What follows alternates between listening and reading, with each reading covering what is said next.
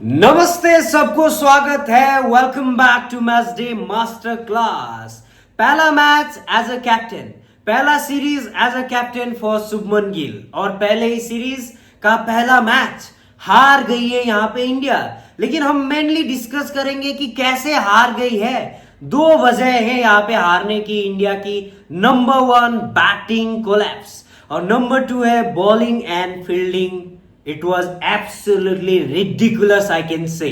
तो बात करते हैं इन्हीं दोनों टॉपिक के ऊपर और आप लोगों को मैं बताऊंगा कि भाई साहब इतना अच्छा तो बैटिंग हुआ। यहां पे इंडिया ने 5-5 सेंचुरी बनाए, वो कभी नहीं हुआ था। फिर आप बोल रहे हो कि बैटिंग कोलैप्स कैसे हो गई। तो मैं बताऊंगा ना दोस्तों, यहाँ पे भाई जो बैटिंग कोलैप्स हुई है, सोचो पहले इनिंग में 430 रन मार दिए थे 3 विकेट के नुकसान पर। सुन लो, 430 3 विकेट के नुकसान पर। लेकिन 471 पर ऑल आउट कैसे हो गए। 41 रन के अंदर अंदर यहां पे 7 विकेट चले गए। इट मींस कि जहां से करुण नायर, हमारे रविंद्र जडेजा और फिर आते हैं शार्दुल ठाकुर, यहां पे बैटिंग कोलैप्स फर्स्ट इनिंग में भी दिखाई दी और सेकेंड इनिंग में भी दिखाई दी, जहां पे 22-23 रन के अंदर अंदर ही 4-5 विकेट चले गए थे सेकेंड इनिंग में। तो दोस्तों, बैटिंग कोलैप्स यहां पे सबसे बड़ा problem. Batting collapse, top order अच्छा कर रहा है क्योंकि यशस्वी जायसवाल ने सेंचुरी मारा, केएल राहुल ने सेंचुरी मारी, ऋषभ पंत हो, शुभमन गिल ने भी सेंचुरी मारी। तो भाई साहब उसके बाद जो भी आ रहे हैं वहां पे कंप्लीटली एक बैटिंग कोलैप्स देखने को मिल रहा है। अब नंबर 2 बात करेंगे ना, जहां पे भाई साहब फील्डिंग। यशस्वी जायसवाल से क्या आप एक्सपेक्ट करोगे कि भाई साहब 4-4 कैचेस ड्रॉप करे एक मैच में। स्लिप में थे तो सेकेंड स्लिप या थर्ड स्लिप में होते हुए वो उन्होंने एक कैच, गली पे एक और कैच। फिर भाई आज के मैच में बेन डकेट 97 पे थे, वहां से उन्होंने भाई 50 रन से भी ज्यादा की रन बना दी। 52 रन बनाए, 149 पे आउट हो गया था बेन डकेट। तो सोचो कि भाई साहब इसने 50 रन एक्स्ट्रा खर्च कर दिए कैच ना करने की वजह से। इससे पहले फर्स्ट इनिंग में देखो, बेन डकेट जल्दी ही बाहर का रास्ता नाप रहा था, लेकिन भाई यहां पे भी उसको मौका मिला। फिर वहां पे ओली पॉप को मौका दिया, फिर भाई साहब हैरी ब्रुक को मौका दिया। तो कैचेस विन द मैचेस, यहां पे एक ये बहुत ही बड़ा कमजोरी पक्ष इंडिया का दिखाई दिया। और फिर बात करते हैं बॉलिंग। देखो, बॉलिंग में ना टेस्ट मैच में पार्टनरशिप होना बहुत इंपॉर्टेंट है। बिजनेस हो, कोई भी चीज हो, पार्टनरशिप के बिना नहीं चलती।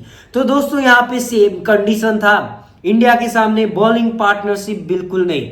जसप्रीत बुमराह को थका के मार दिया भाई। 50 ओवर करे बंदे ने ऑलमोस्ट।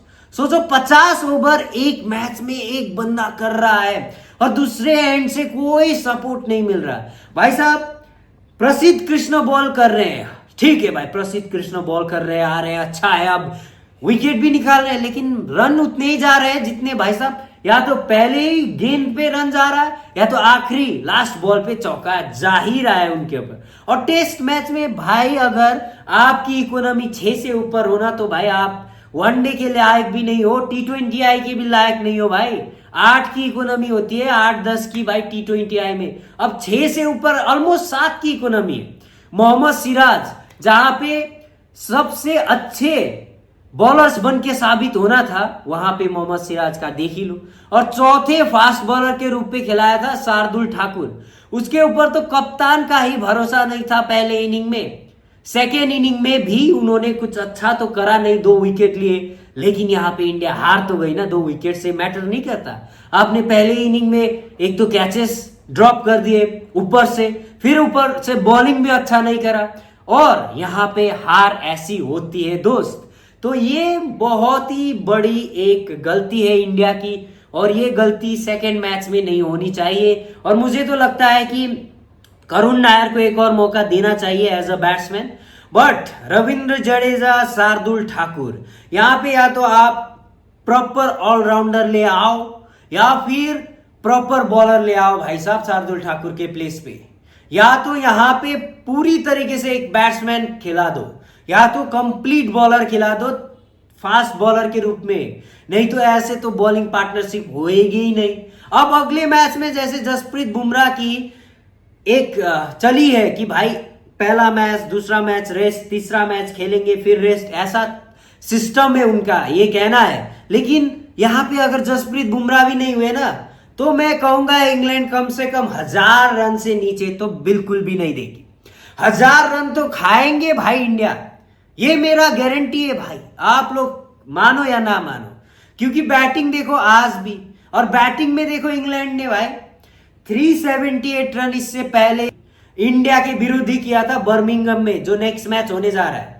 अब इस मैच में भी देखो 371, सेकेंड हाईएस्ट चेज है ये इंग्लैंड की, और 300 से ऊपर की चेज एक दिन के अंदर अंदर कर पाए तो भाई ये कमाल नहीं है?